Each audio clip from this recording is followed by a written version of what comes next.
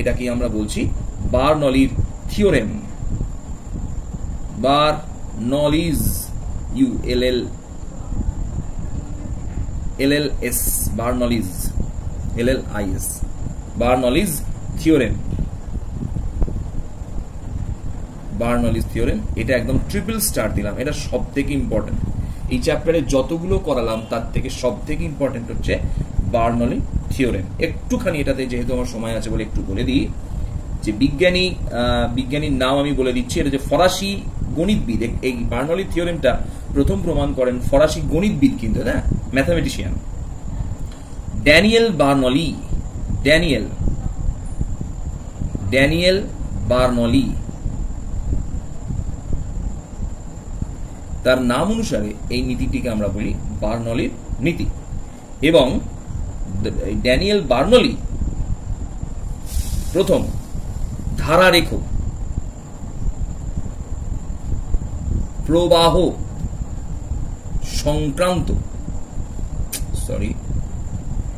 সংক্রান্ত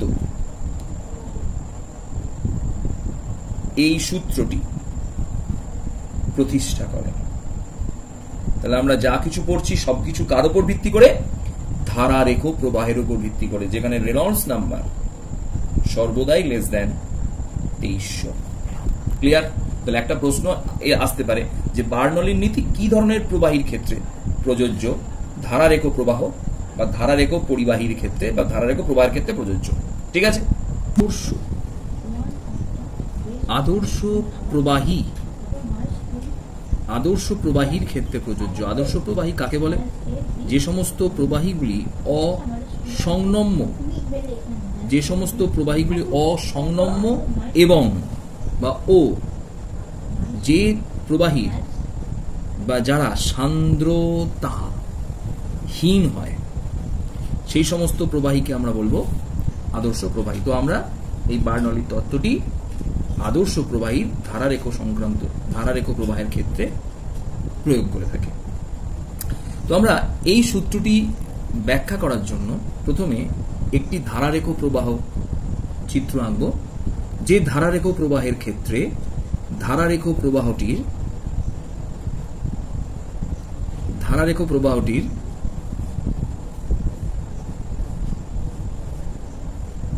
ভূমি থেকে উচ্চতাও আলাদা, ধারারেখ প্রবাহটির ভূমি থেকে উচ্চতাও আলাদা এবং প্রবাহের প্রস্থচ্ছেদের ক্ষেত্রফলও আলাদা।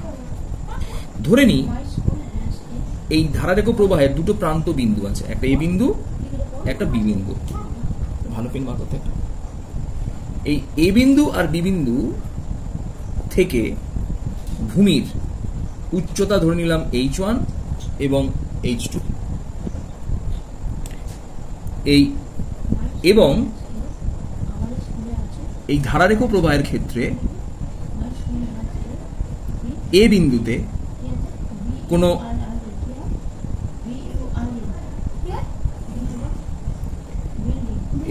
যদি কোনো পরিবাহীর বেগ v1 হয়, চলছে না, তাহলে বি বিন্দুতে বেগ হবে v2। অর্থাৎ ভিন্ন বিন্দুতে ধরে নিলাম বেগও ভিন্ন। এইভাবে এই ধারারেখ প্রবাহটির ক্ষেত্রে আমরা বার্নলির তত্ত্বটি প্রমাণ করব। প্রথমে আমি বার্নলির তত্ত্বটি সংজ্ঞা বা এই বার্নলি তত্ত্বের উপপাদ্যের কাকে বলে সেটাকে আমি একটুখানি বিবৃতি করব। উপপাদ্যটি ফার্স্টে লিখছি আমি, এটা কিন্তু প্রচন্ড ইম্পর্টেন্ট। আদর্শ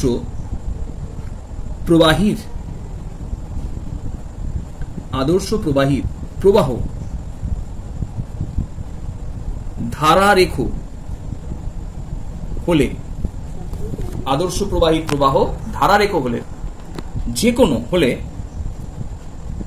যে কোনো ছেদে বা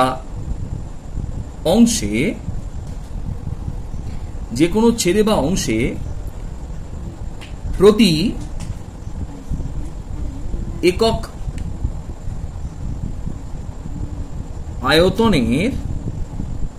আয়তনে চাপ শক্তি স্থিতিশক্তি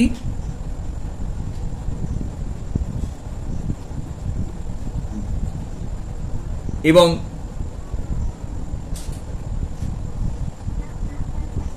গতি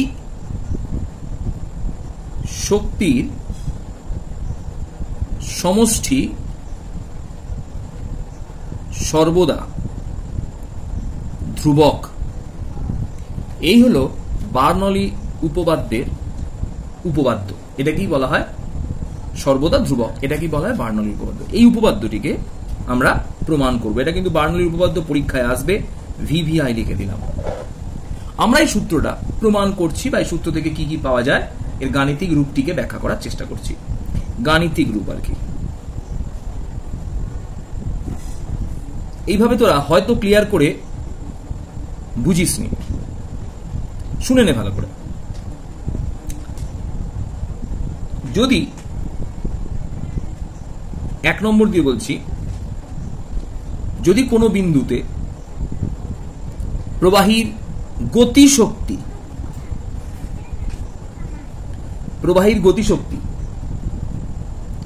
হাফ mv² ধরা হয়, প্রবাহের গতিশক্তি যদি হাফ mv² ধরা হয়, ভালো করে বুঝে নি।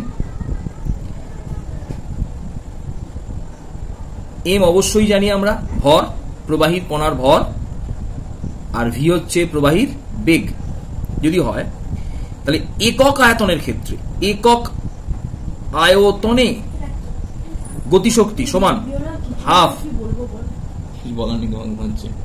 হাফ mv² বাই একক আয়তন মানে ভি। একটুখানি বলে দিই, ভি সমান স্মল ভি সমান বেগ, কিন্তু ক্যাপিটাল ভি সমান আয়তন, ভলিউম। তাহলে এটাকে আমরা কিভাবে লিখতে পারি? অর এম বাই ভি, পাশে লিখছি এম বাই ভি, ভর বাই আয়তন সমান কি জানি আমরা? ঘনত্ব ডি। এখানে ডি এর বদলে আমরা ঘনত্বকে রো দিয়ে লিখবো। এটাকে কি বলা হলো? রো। তাহলে লিখলাম হাফ রো v²। একক আয়তনে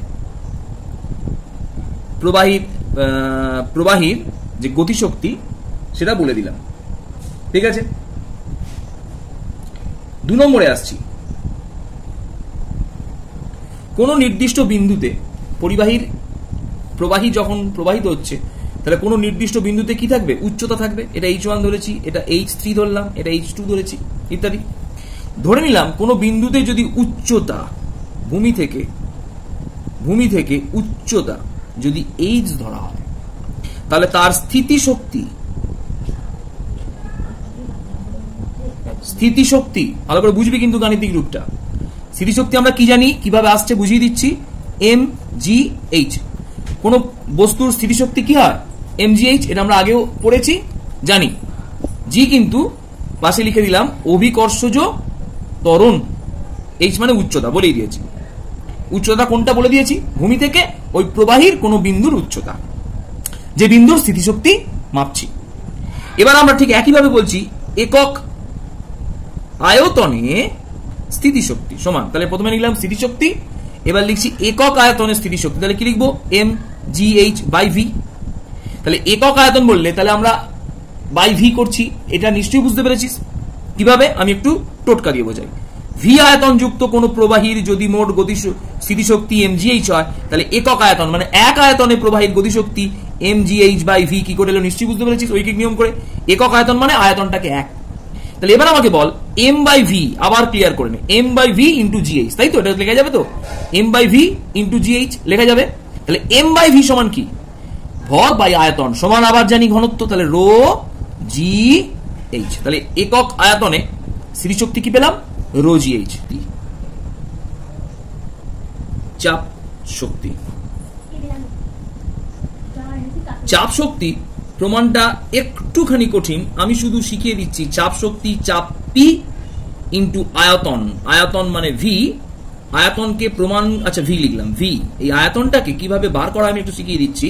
কোন তরলের ক্ষেত্রফল যদি আলফা হয় এবং তরল স্তম্ভের যদি উচ্চতা এক্স হয়, তাহলে ওই আলফা ইন্টু এক্স কে আমরা তখন ভি দ্বারা প্রকাশ করি। এটা বোঝার দরকার নেই।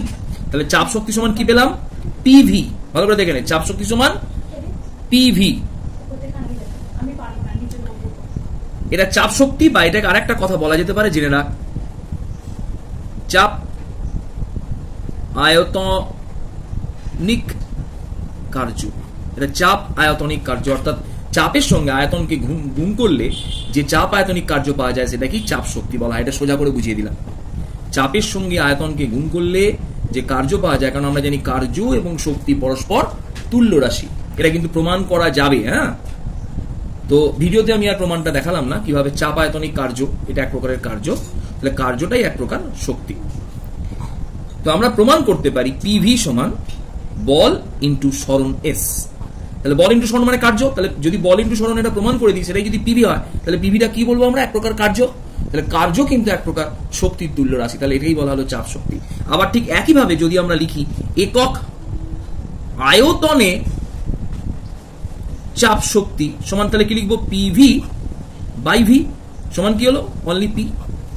একক আয়তনে চাপ শক্তিকে আমরা বলবো চাপ।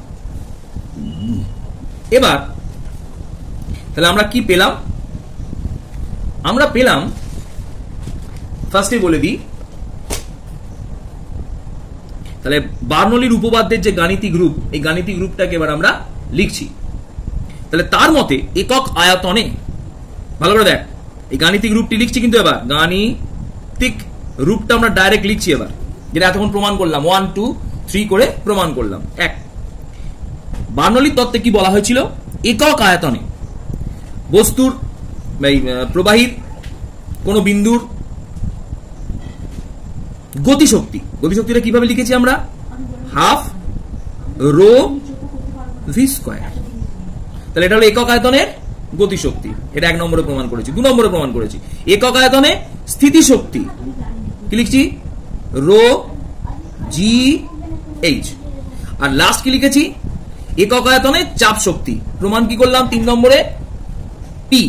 এই তিনটের সমষ্টি কি হবে? সর্বদা ধ্রুবক। এটাকেই বলা হচ্ছে কিন্তু বার্নৌলির গাণিতিক রূপ। ক্লিয়ার? গাণিতিক রূপটা বললে তাহলে এটাকে আমাকে লিখতে হবে, এটাই বার্নৌলির গাণিতিক রূপ। লেখা গেল। প্রমাণ কিভাবে এলাম, বুঝলাম, করলাম। এই এত দূর করলে এর সঙ্গে আরেকটা লাইন লিখলে তবে 2 নম্বর পাবো।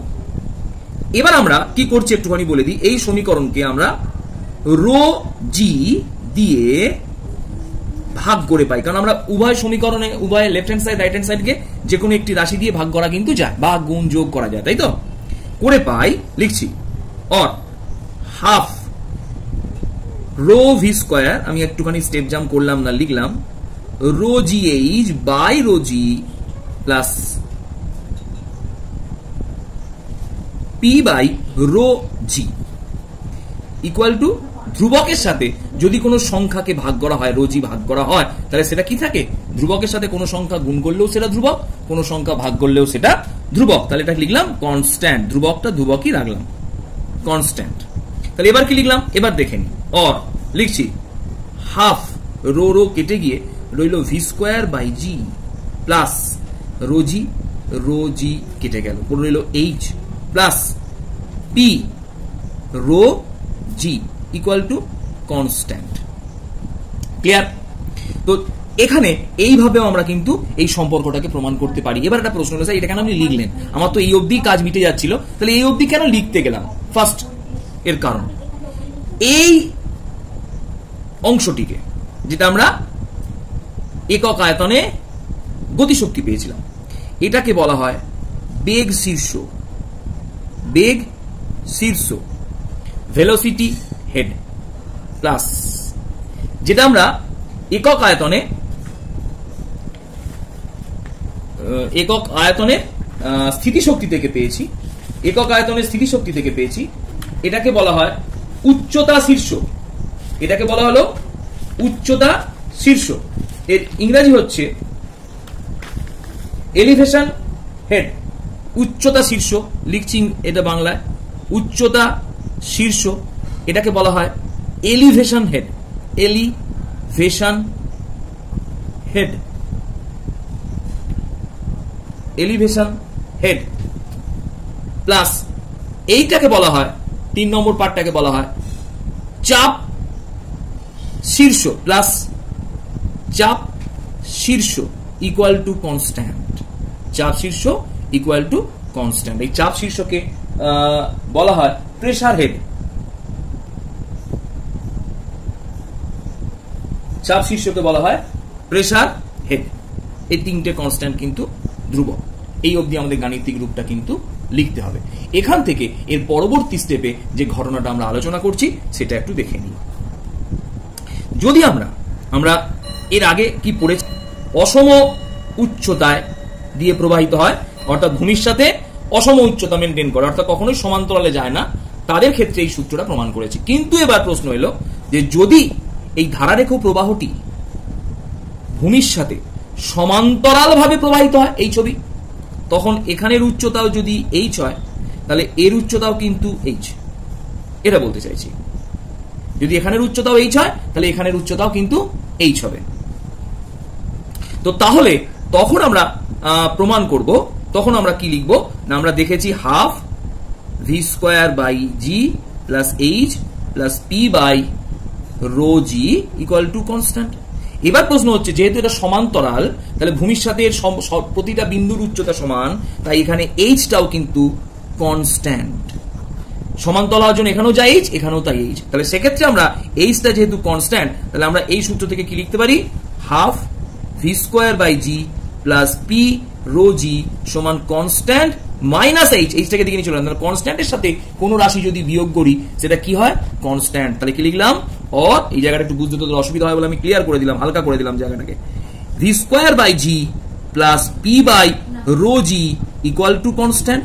তাহলে দেখা গেল বেগ শীর্ষ এবং চাপ শীর্ষ পরস্পর সমষ্টি ধ্রুবক।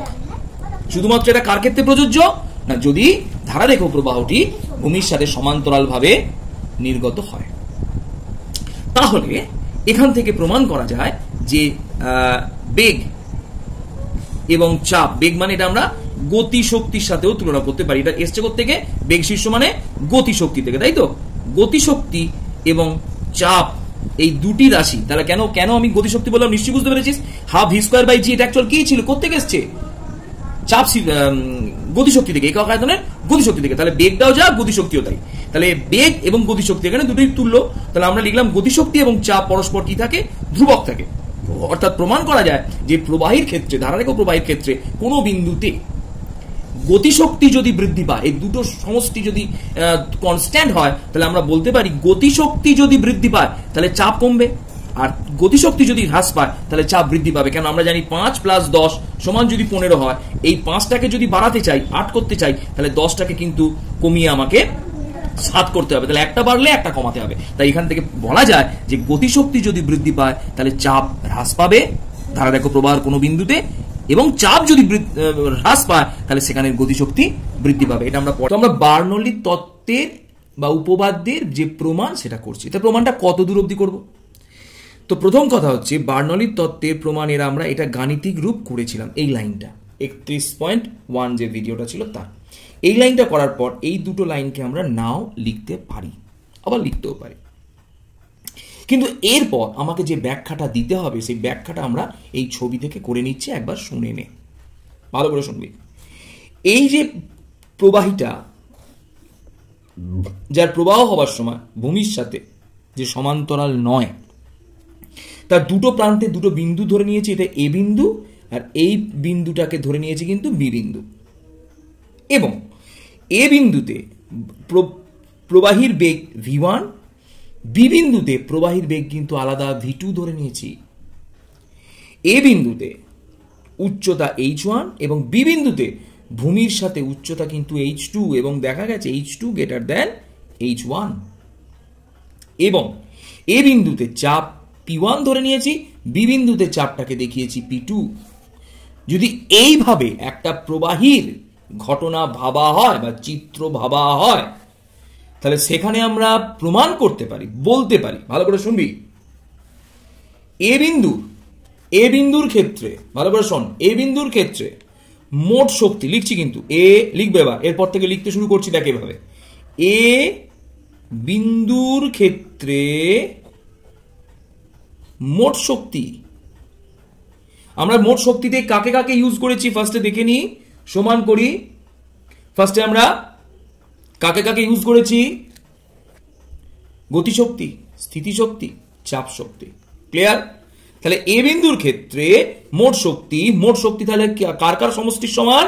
গতিশক্তি, স্থিতিশক্তি এবং চাপ শক্তি। তিনটেই বোঝানো আছে, 1 2 3 করে বোঝানো আছে। তাহলে এ বিন্দুর মোট শক্তি টোটাল যদি ধরি E1, এ বিন্দুর মোট শক্তি ধরি যদি E1, তাহলে E1টা আমরা কিভাবে লিখতে পারবো? আমরা এই ছবি থেকে দেখে দেখে স্টেপ বাই স্টেপ লিখছি। আচ্ছা, ফার্স্টে লিখি হাফ, মিলিয়ে নে, হাফ পি, ভালো করে দেখ, হাফ পি। ভি আছে বলে আমরা লিখলাম V1 স্কোয়ার, এখানে কি লিখলাম? পি V1 স্কোয়ার প্লাস এই বিন্দুর স্থিতিশক্তি কত? Rho G H. এইচ তাহলে এ বিন্দুর উচ্চতা কত? যেহেতু H1, তাহলে আমরা লিখবো এটা রো জি H1। তাহলে এখানে লিখে দিলাম দেখ রো জি H1। এবং এ বিন্দুর চাপ কত? এ বিন্দুর চাপ আমরা জানি পি, অতএব এখানে চাপটাও লিখলাম। ক্লিয়ার? এখানে চাপটা লিখলাম P1। কিছু অসুবিধা? কিছু অসুবিধা আছে? তাহলে এখানে চাপটা আমরা পি ছিল বলে এটা লিখলাম P1। ঠিক একইভাবে ভেবে দেখতো বি বিন্দুর ক্ষেত্রে কি লিখবো? বি ঠিক একই ভাষা লিখবো। বিন্দুর ক্ষেত্রে মোট শক্তি যদি E2 ধরি তাহলে কিভাবে লিখবো? একইভাবে লিখবো, E2 সমান হাফ, সরি এটা পি না, সরি রো, এটা রো, হ্যাঁ, half rho V2 square plus rho g H2, উচ্চতা H2 প্লাস ওই বিন্দুর চাপ ধরে নিয়েছি আমরা, এটা P2। তো শর্তানুসারে, বার্নলির তত্ত্বের শর্তানুসারে উভয় বিন্দুতেই এ এবং বি বিন্দু উভয় বিন্দুতেই শক্তি সমান। তাহলে আমরা কি লিখতে পারি? বার্নলির তত্ত্ব অনুসারে E1 equal to E2 or half rho V1 square plus rho GH plus P1 equal to লিখছি half rho V2 square plus rho, এটা H1 হবে স্যার, GH2 প্লাস P2। দুটো দিকেই শক্তি পরস্পর কি হয়? সমান হয়। ক্লিয়ার হয়ে গেল? যেহেতু একটা প্রবাহীর উভয় বিন্দুতেই মোট শক্তি সর্বদা সমান, তাই আমরা একটা কথা এখানে লিখছি, এটা একদম স্টার দিয়ে লিখছি, বা তার পরের পাতাতে আমি স্টার দিয়ে লিখে দিলাম, স্টার দিয়ে পরের পাতাতে লিখলাম, লিখবি তোরা কিন্তু। অতএব বলা গেল, স্টার দিয়ে লিখলাম, অতএব দেখা গেল বার্নলির তত্ত্ব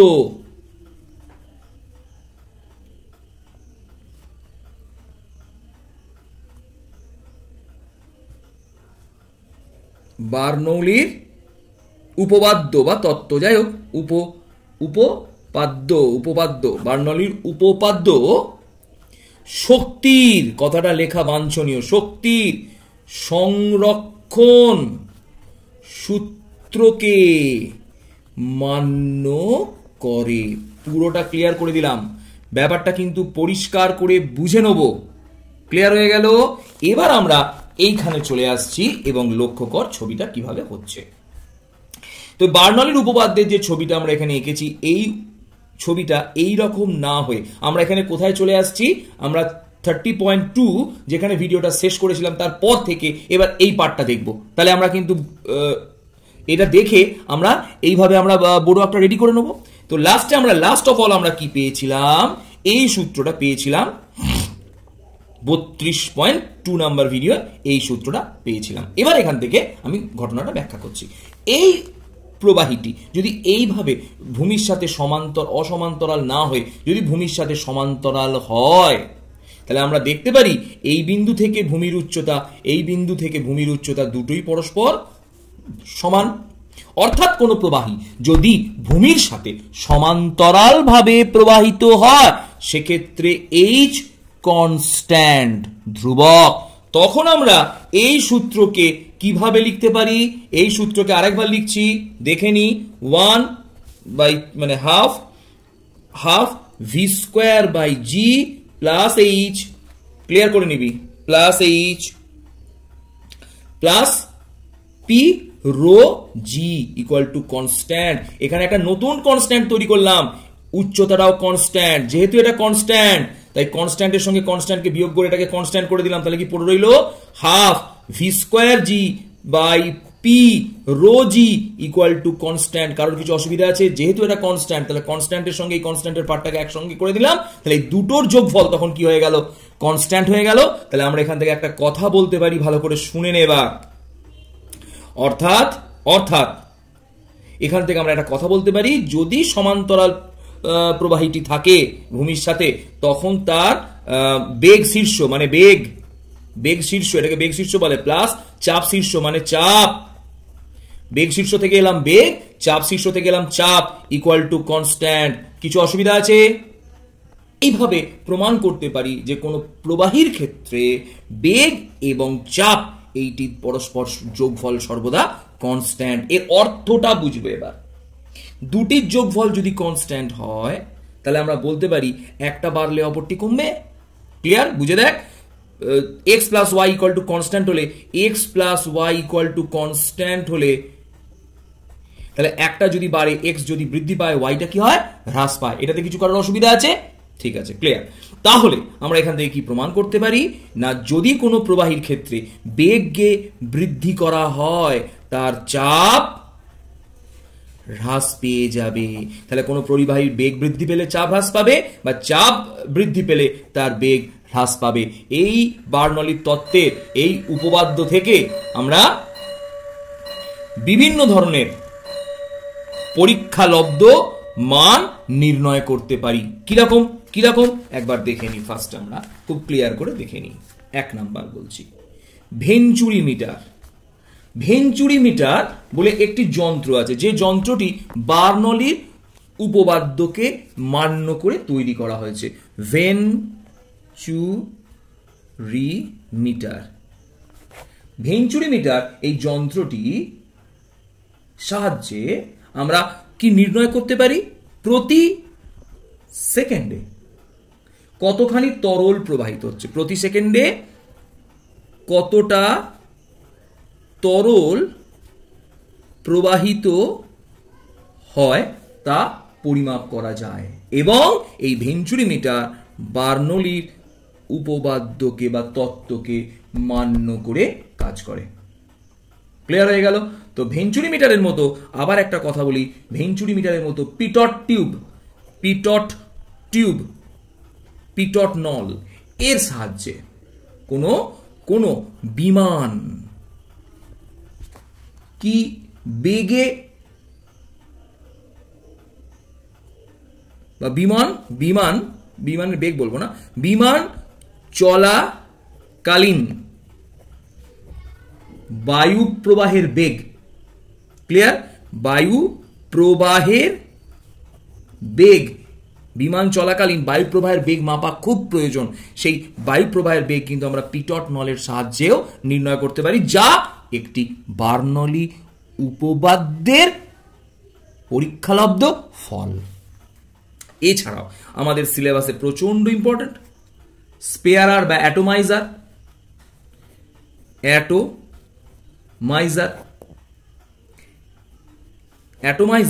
বা স্পেয়ারার, স্পেয়ারার বা স্পেয়ারও বলা হয়।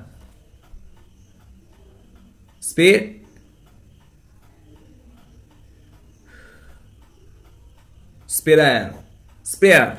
বলা, স্প্রেয়ার। যাই হোক, তো স্প্রেয়ার জিনিসটা কি, অ্যাটোমাইজার এই জিনিসটা কি না, এই জিনিসটা হলো সেই বিভিন্ন ধরনের দেখবো এখন গাছে ওষুধ স্প্রে করা, বা বিশেষ করে আমরা যেটা জানি সেলুনেতে সেই চুল কাটার সময় সেই মুখেতে সেই ফিস করে যেগুলো দেয়, এগুলোকে অ্যাটোমাইজার বা স্পেয়ারার বলে।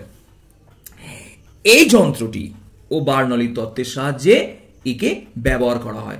এর ওপর চাপ প্রয়োগ করে যদি বায়ুকে বার করে নেওয়া হয় বা বায়ুর চাপ কমিয়ে দেওয়া হয়, এর মধ্যে বায়ুর যদি চাপ কমিয়ে দেওয়া হয়, তাহলে তার থেকে প্রবাহ ওই জলের বেগ কি হয়? বৃদ্ধি পায়। তাহলে বায়ুর চাপ কমিয়ে দিলাম, তার ফলে এর থেকে নির্গত জলের বেগ বৃদ্ধি পাবে। ইম্পর্টেন্ট কিন্তু এটা বলে রাখলাম। স্পেয়ারারও কিন্তু বার্নৌলির তত্ত্বের। এছাড়াও 4 নম্বর আমি ভালো ভালো পয়েন্টসগুলোকে বলে দিচ্ছি একবার। বলছি দ্রুতগামী, এরা বইতে আছে, দ্রুতগামী একটু ব্যাখ্যা করে দিই। দ্রুতগামী ট্রেনের পাশে দাঁড়ানো উচিত নয় কেন, কারণটা ব্যাখ্যা করে দিচ্ছি, খুব ইম্পর্টেন্ট, শুনেন একবার। কোনো ট্রেন, দ্রুতগামী ট্রেন যখন একটা ট্রেনের মানে লাইনের রেলের ওপর দিয়ে বা লাইনের ওপর দিয়ে ছুটে যায়, তখন ট্রেনের সাথে তার আশপাশের বায়ুর বেগ বৃদ্ধি পায়। বায়ুর বেগ বৃদ্ধি পেলে, বার্নলি বলেছে, বেগ বৃদ্ধি পেলে চাপ কমে। তাহলে ট্রেনের আশপাশের বায়ুর চাপ, ভালো করে বুঝে নি, বায়ুর চাপ কম হয়ে যায়। কিন্তু ট্রেন থেকে দূরে এই স্থানে বায়ুর বেগ অত না থাকায় চাপ কি হয়, বায়ুর বেগ কম থাকে কিন্তু চাপ কি হয়, বুঝে বুঝে পড়বো, বেগ কম থাকে কিন্তু চাপ কি হয়, বৃদ্ধি পায়। একটা কথা বারবার বলছি, ফিজিক্স স্যার করাতে পারে না, কিন্তু আবার বলছি, কারণ সাবজেক্টটা নিজেকে বুঝতে হয়। মনে হয় ওই স্যার ভালো, এই স্যার ভালো, এটা নয়। কিন্তু যে ফিজিক্স নিজে না পড়বি, স্যারও তোকে ফিজিক্স করাতে পারবে না। পড়তে পড়তে অসুবিধা হবে, স্যারের সঙ্গে ইন্টারাকশন কর, যে স্যার এটা বুঝতে পারিনি, স্যার এটা কেন হলো, কি জন্য হলো, দেখবি স্যার তোকে আবার বুঝিয়ে দেবে। যখন এইভাবে হবে তবেই কিন্তু জিনিসগুলোকে বুঝতে পারবি, নাহলে বুঝতে পারবি না। ক্লিয়ার? তো যাই হোক, বেগ কম থাকায় এই পার্শ্ববর্তী যে স্থানে যে বায়ু আছে তার কিন্তু চাপ কম। আমরা জানি, বেগ কম হয়, চাপ কি হয়, ভুল বললাম, বেশি। তাহলে আমরা জানি বায়ু সর্বদা উচ্চ চাপ থেকে নিম্ন চাপের দিকে প্রবাহিত হয়। তাই ট্রেনের পার্শ্ববর্তী থাকা বায়ু উচ্চ চাপযুক্ত অঞ্চল থেকে ট্রেনের দিকে ছুটে চলে যাবে। তার মানে ট্রেনের কাছে লাইনে যদি কোনো লোক এরমভাবে দাঁড়িয়ে থাকে, সে এই বায়ুর ধাক্কায় ট্রেনের মধ্যে ঢুকে যেতে পারে। তাই এই বিপদ থেকে নিজে বাঁচার জন্য ট্রেন আসার সময় ট্রেনের পাশে কোনো ব্যক্তিকে দাঁড়ানো উচিত নয়। আশা করি এটা বুঝতে পেরেছিস, কিছু অসুবিধা নেই। ট্রেনের কাছে বায়ুর চাপ কম, ট্রেন থেকে দূরে বায়ুর চাপ বেশি। তাহলে এই দূরের বায়ু জোরে ট্রেনের দিকে ছুটে যাবে, কারণ আমরা জানি উচ্চ চাপযুক্ত বায়ু নিম্ন চাপযুক্ত বায়ু স্থানের দিকে ছুটে যায়। বোঝা গেল? এইভাবে একটা খুব ভালো প্রশ্ন দিয়ে রাখলাম, তোরা অ্যান্সারটা দেওয়ার চেষ্টা করবি। দুটি নৌকা বা দুটি জাহাজ পাশাপাশি যাওয়ার সময়, পাশাপাশি যখন যায় তারা কাছাকাছি চলে আসে কেন, বা ধাক্কা লেগে যাওয়ার সম্ভাবনা থাকে কেন? এটা খুব ভালো প্রশ্ন। প্রশ্নটা তোরা লিখে নিবি। আমি শুধু নৌকা লিখে রাখলাম। দুটি নৌকা যখন পাশাপাশি যায় তারা পাশাপাশি গায়ে গায়ে চলে আসে, ধাক্কা লেগে যাওয়ার সম্ভাবনা থাকে। এর কারণ কি তোরা ব্যাখ্যা করবি। ঠিক আছে? আর একটা লাস্ট পার্ট 6 নাম্বার আমি বলে দিলাম, এর বাইরে কিছু প্রশ্ন সাধারণত দেবে না। বিমানের ডানার সামনের দিকটা পেছনের দিকের তুলনায় মোটা করা হয় কেন? বিমানের ডানার সামনের দিকটি পেছনের দিকের তুলনায় মোটা করা হয় কেন? এর কারণ তোরা বইতে আছে, এবং করা হয়, এবং ওপরের দিকটি একটু গোল রাখা হয়, বুঝে নে ছবিটা, এবং নিচের দিকটি গোল এবং বাঁকানো হয়, এবং নিচের দিকটি সমতল থাকে, নিচের দিকটি প্রায় সমতল থাকে। এর কারণ কি ব্যাখ্যা করতে হবে। আমি একটু ছোট্ট করে বলে দিই। এই বাঁকানোর ফলে এই বায়ু প্রবাহ যখন ডানার ওপর দিকেও যায় আর ডানার নিচের দিকেও যায়, বায়ুটা নিশ্চয়ই ছবিটা বোঝা যাচ্ছে, ডানার ওপরের দিকেও বায়ু প্রবাহ হচ্ছে, নিচের দিকেও বায়ু প্রবাহ হচ্ছে। এবার বুঝে দেখ, এই বিশেষ গঠনের জন্য, এই বিশেষ প্রকার গঠনের জন্য ডানার উপরের দিকে বায়ুর বেগ বেশি হয়ে যায়। কি বেশি হয়? বেগ কি হয়? বেশি হয়। তার ফলে চাপ কি হয়? চাপ কম হয়ে যায়। ঠিক একইভাবে নিচের দিকের বেগ কম হয়, তার ফলে চাপ কি হয়? চাপ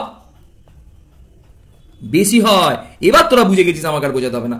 বায়ু সবসময় চেষ্টা করে বেশি চাপযুক্ত অঞ্চল থেকে কম চাপযুক্ত অঞ্চলের দিকে ছুটে যাওয়া। তাই ডানার ওপরে একটি বায়ু এইভাবে ঊর্ধ্বঘাত দেয়।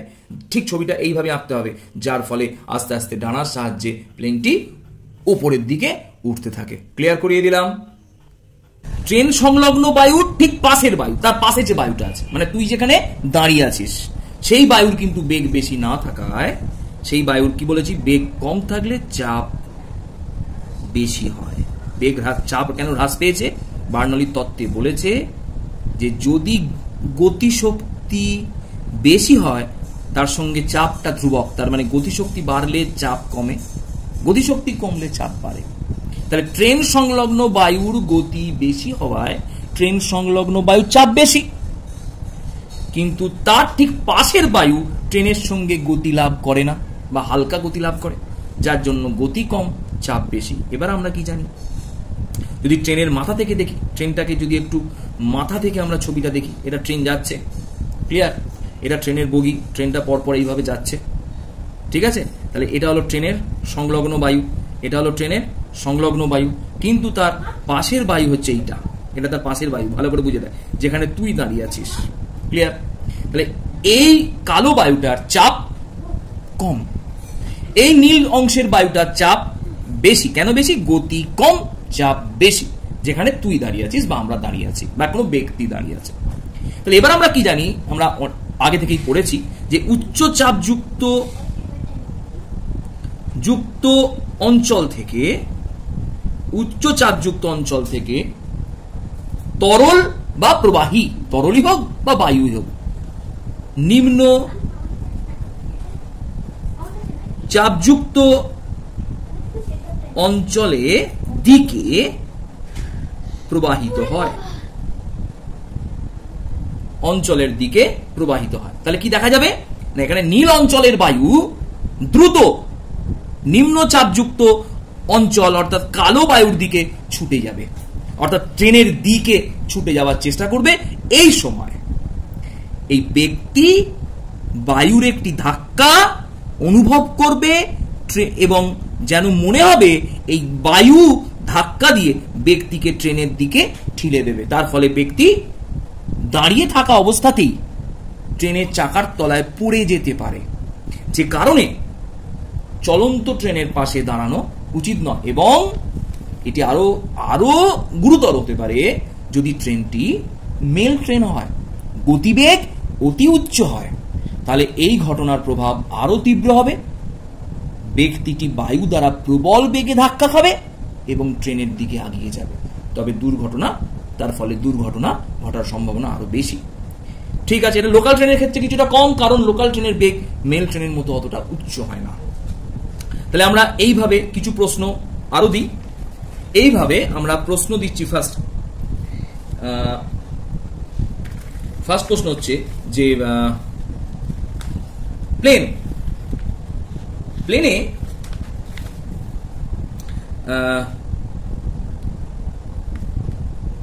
আচ্ছা আরেকটা কথা বলি।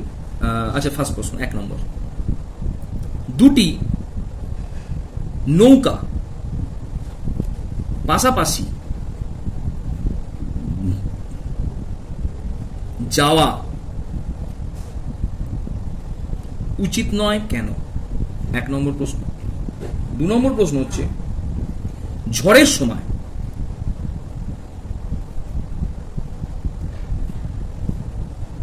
জানালা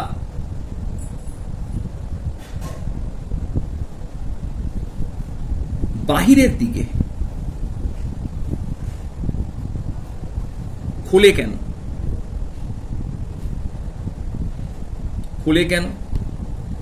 আর 3 নম্বর হচ্ছে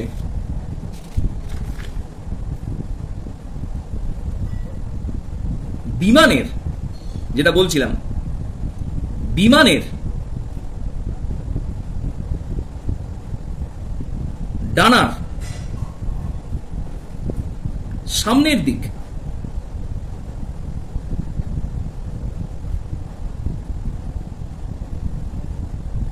পিছনের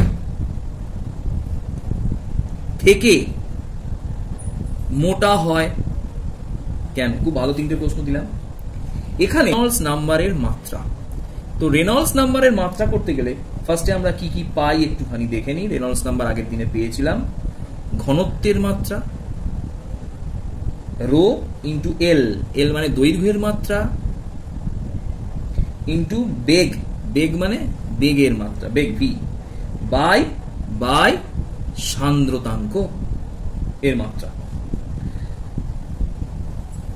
ঘনত্ব আমি একবার জাস্ট জানিয়ে দিই, ইন্টু এল, ইন্টু দৈর্ঘ্যের মাত্রা এল, ইন্টু এল টু দি পাওয়ার -1 বেগের মাত্রা। এবং সান্দ্রতাঙ্কের মাত্রাটা একটু জেনে রাখ, to the power -1 to the power minus. তাহলে এটা কাটাকাটি করে কি দাঁড়াচ্ছে একটু দেখে নিই, কাটাকাটি করে দাঁড়াচ্ছে 1। তাহলে রেনল্ডস নাম্বার মাত্রাহীন, রেনল্ডস নাম্বার যেহেতু মাত্রাহীন, এর একক ও নেই, মানে একক বিহীন রাশি। অ্যান্সারটা বলে দিলাম। ক্লিয়ার?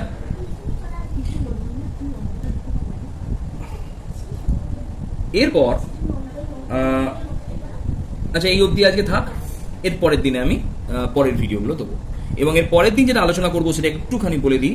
আমরা যদিও এটা এক্সট্রা, এখান থেকে আমি শুরু করব, সেটাকে বলা হচ্ছে স্টোকসের সূত্র। স্টোকস সূত্র, স্টোকসের সূত্র, STOKES, স্টোকস ল,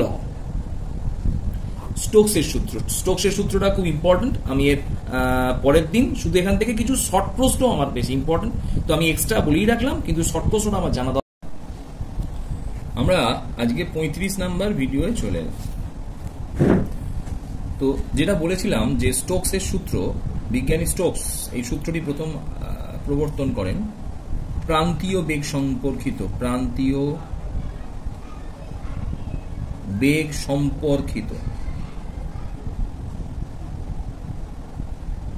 স্টোকসের সূত্র। সরছে না রে, স্টোকসের সূত্র, প্রান্তীয় বেগ সম্পর্কিত স্টোকসের সূত্র। প্রান্তীয় বেগ সম্পর্কিত স্টোকসের সূত্র। তো প্রান্তীয় বেগ সম্পর্কিত স্টোকসের সূত্র থেকে তিনি যে সমীকরণটি দেন সেটা হলো F সমান পাই ইটা আর ভি, যেখানে F হলো সান্দ্রজনিত বিরুদ্ধ বল, সান্দ্রজনিত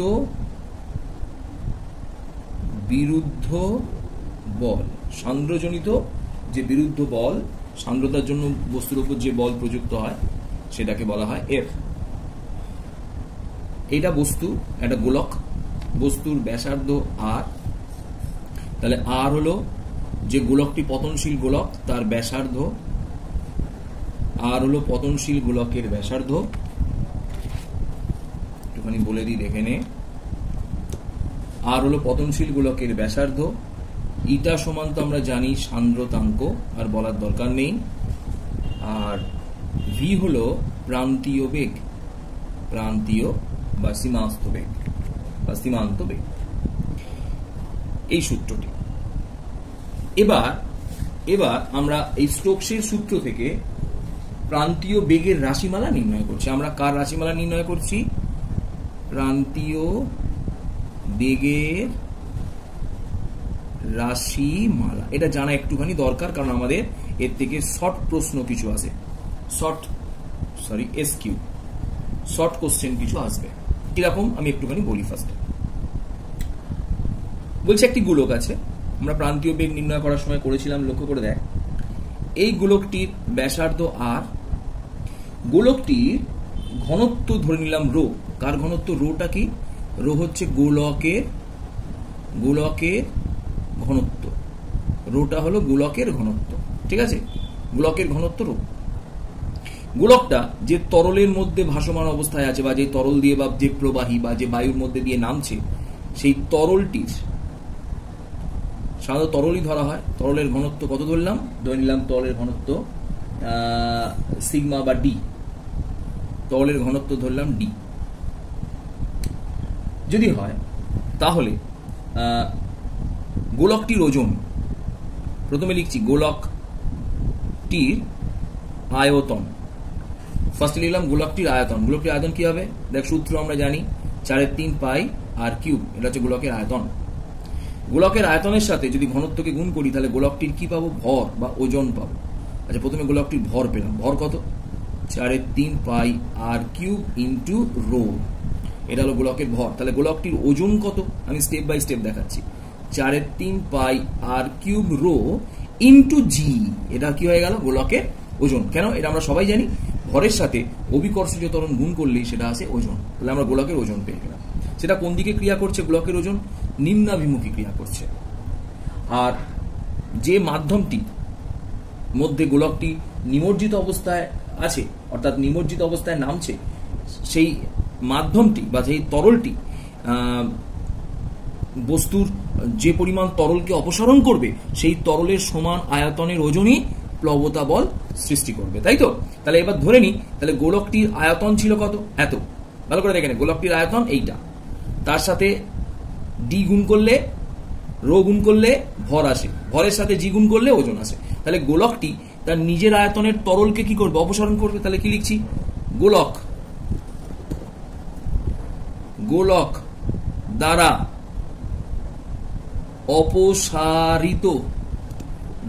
অপসারিত তরলের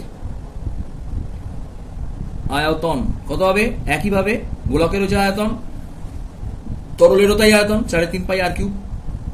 এবার গোলক দ্বারা অপসারিত তরলের আয়তন হলো, এবার সেই তরলের লিখছি, আবার তরলের ভর কত লিখছি 3.5 পাই আর কিউব ইন্টু তরলের ঘনত্ব ডি ধরেছিলাম। তার ওজন কত? তার ওজন লিখছি 3.5 pi r cube D into জি। এই ওজনটাই গোলকের উপর প্লবতা বলের যোগান দেয়। কিসের যোগান দিল? প্লবতা বলের যোগান দেয়। কোন দিকে যোগান দিল? ঊর্ধ্বমুখী। তাহলে ওজন নিম্নমুখী এবং প্লবতা বল কোন দিকে দেখালাম? ঊর্ধ্বমুখী। তাহলে এই গোলকটির ওপর, তাহলে ছবিতে এখানে চলে এলাম, তাহলে গোলকটির ওপর ওজন নিম্ন দিকে ক্রিয়া করছে ডাব্লিউ 3.5, সেটা কত দেখে নি? 3.5 পাই আর কিউব রো জি। আর প্লবতা বল ঊর্ধ্বমুখী ক্রিয়া করছে, সেটার মান কত? প্লবতা বলকে যদি আমরা এফ দিয়ে ধরি বা পি দিয়ে ধরি, প্লবতা বল পি, তাহলে তখন সেটা হবে, আমরা যেটা বার করলাম 3.5 pi r cube D G. তাহলে এর উপরে লব্ধি বল কত? লব্ধি বল নিম্নমুখী, তাহলে ওজন বেশি। কেন ওজন বেশি? না আমরা জানি বস্তুটি নিচের দিকে ধীরে ধীরে নামছে, তাহলে এর শর্ত হলো নিশ্চয়ই বস্তুটির ওজন প্লবতা বলের থেকে বেশি। যদি ওজন প্লবতা বলের থেকে কম হতো তাহলে বস্তুটি বেলুনের মতো আস্তে আস্তে উপর দিকে উঠতো। যেহেতু ওজনের মান বেশি, কারণ আমরা জানি বস্তুটির সীমান্ত বেগ পেতে গেলে বস্তুটিকে নিচের দিকে নামতে হবে, তাহলে বস্তুটির উপর ক্রিয়াশীল লব্ধি বল, যারা বুঝতে না পারবি করবি না, বারবার বলে দিলাম, লব্ধি বল নিলাম, ধরে নিচ্ছি লব্ধি বল রেজাল্টেন্ট আর সমান ডাব্লিউ মাই। তো যেটা বলছিলাম যে লব্ধি বল ডাব্লিউ মাইনাস পি, তাহলে ডাব্লিউ মাইনাস পি মানে r cube g rho minus d. ঠিক আছে, তাহলে এটা হয়ে গেল লব্ধি বল। এবং শর্তানুসারে এই বলটি যদি সীমান্ত অবস্থা, যদি সীমান্ত বেগ পেতে হয়, তাহলে আমরা জানি বস্তুর উপর ক্রিয়াশীল লব্ধি বল আর বস্তুর উপর সান্দ্রতা জনিত ঊর্ধ্বমুখী যে বল প্রয়োগ করে সেটা পরস্পর সমান হতে হবে, অর্থাৎ বস্তুর বল দুটি পরস্পর সমান হয়ে যাবে। অর্থাৎ নিচের দিকে নামার জন্য লব্ধি বল এবং তরলের উপর সান্দ্রতা জনিত বল পরস্পর দুটি সমান হবে। তখন বস্তুর উপর কোনো প্রকার লব্ধি বল কাজ না করার জন্য বস্তুটি ত্বরণ থাকবে না এবং সমবেগে নামবে। এটা কি বলা হয়? সীমান্ত বেগ। তো এই সীমান্ত বেগের জন্য, সমবেগে নামার জন্য আমরা শর্তানুসারে বলতে পারি সান্দ্রতা জনিত ঊর্ধ্বমুখী বল এবং লব্ধি বল পরস্পর সমান। তাহলে আমরা এখান থেকে কি পেয়েছি? আমরা এখান থেকে পেয়েছি যে এফ সমান 6 pi eta r v equal to 3.5 pi r cube g rho minus d. তাহলে এখান থেকে আমরা কি পেলাম? এখান থেকে পেলাম প্রান্তীয় বেগ v equal to 3.5 pi pi কেটে গেল 3.5 আর কেটে গিয়ে আর স্কোয়ার পড়ে রইল 3.5 আর স্কোয়ার। তোরা এগুলো একটু করে নিবি। G rho by minus D by 6 into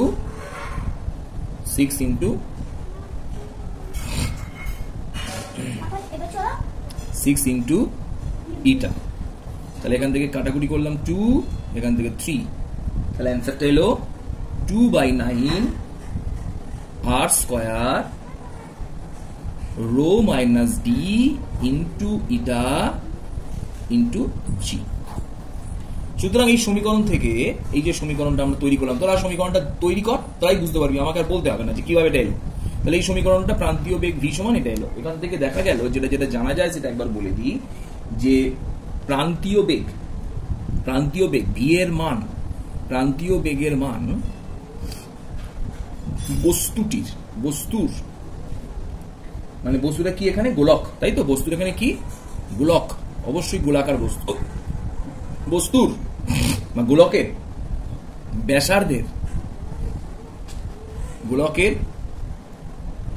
ব্যাসার্ধের বর্গের সমানুপাতিক, এটা খুব ইম্পর্টেন্ট, অর্থাৎ ভি ভার্সাস আর স্কয়ার। তার মানে বস্তুর বেগ, বস্তুর ব্যাসার্ধ অর্থাৎ বস্তুর যত আকারে বড় হবে তার প্রান্তীয় বেগ তত বেশি হবে। ক্লিয়ার? এবার 2 নম্বর দিয়ে আমরা বলতে পারি মাধ্যমের সান্দ্রতাঙ্কের সাথে ব্যস্তানুপাতিক, অর্থাৎ মাধ্যমের সান্দ্র যত বেশি হবে, অর্থাৎ সান্দ্রতা বেশি হলে, এটা বুঝিয়ে দিচ্ছে, সান্দ্রতা বেশি হলে প্রান্তীয় বেগ কম হবে। সান্দ্রতা বেশি হলে প্রান্তীয় বেগ কি হয়ে যাবে? প্রান্তীয় বেগটা কম হয়ে যাবে। এরপর আমরা চলে আসছি 3 নম্বরে। একটুখানি বলে দিই, প্রান্তীয় বেগের মান রো মাইনাস ডি এর সাথে সমানুপাতিক। এটা সম্ভব। এটার অর্থ হলো প্রান্তীয় বেগের মান রো যত বৃদ্ধি পাবে প্রান্তীয় বেগের মান তত বৃদ্ধি পাবে, অর্থাৎ বস্তুর ঘনত্ব বেশি হলে প্রান্তীয় বেগের মান বেশি হবে।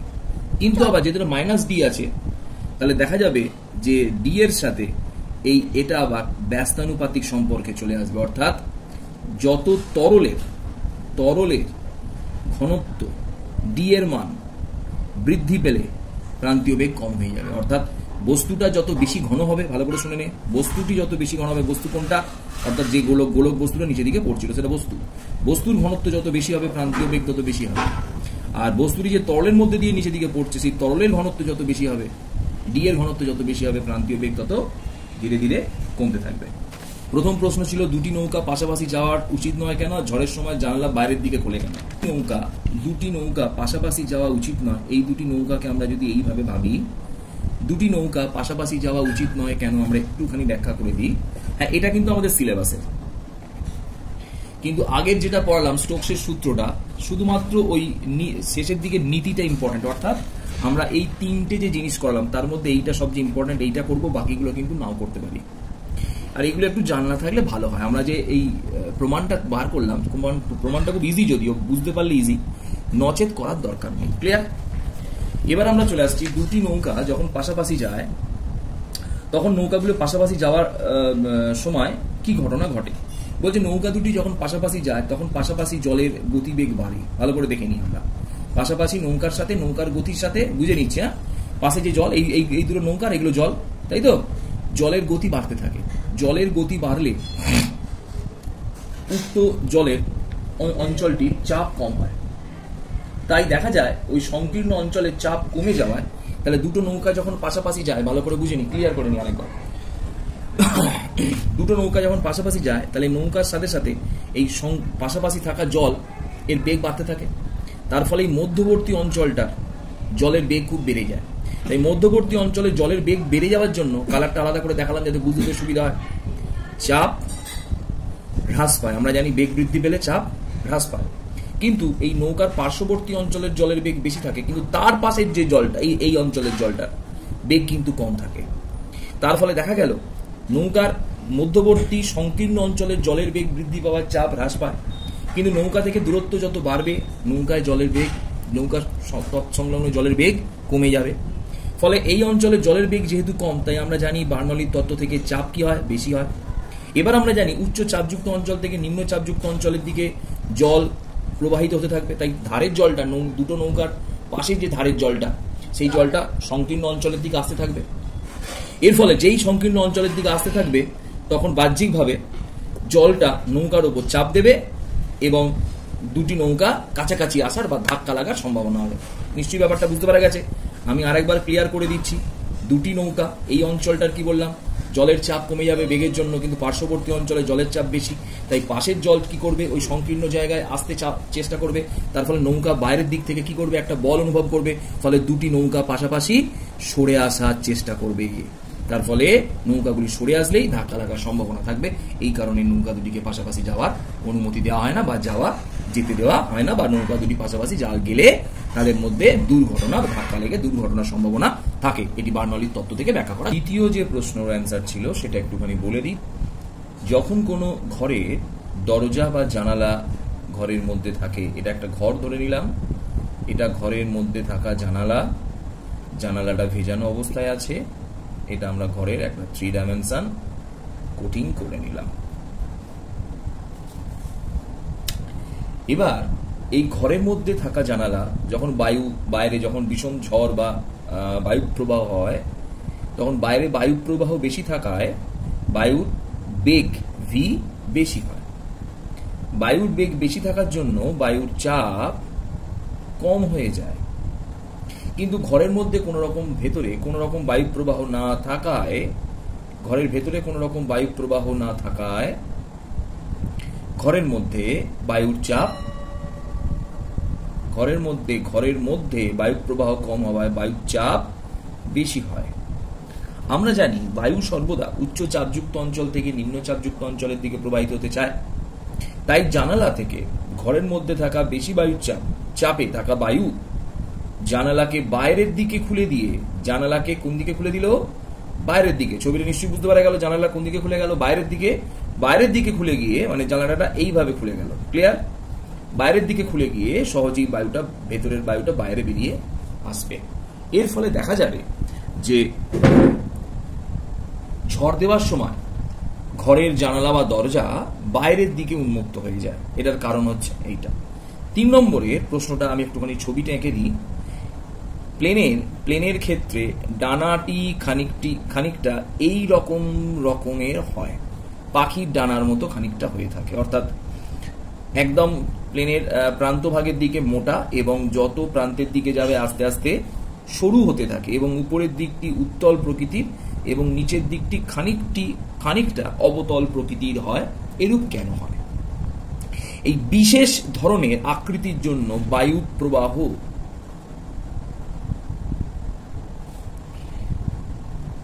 উপরের তলে বায়ু প্রবাহের বেগ বেশি হয়।